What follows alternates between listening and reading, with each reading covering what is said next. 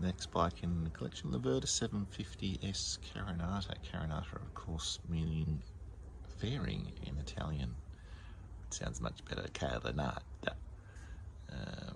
Interesting story about these bikes is that they were an attempt to remake the Laverda name after the decline of the Ariottas and other bikes from the 80s.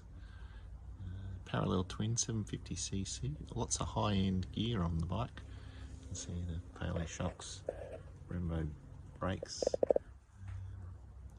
Have a very loyal following, these bikes, even though they were renowned, particularly in 650 form, for being hand grenades. Lovely dash. Interesting with this bike also is that is the fuel tank. Fuel tank sits down, or that's the cap for the fuel tank. The fuel tank sits down under the seat. So just a great piece of design.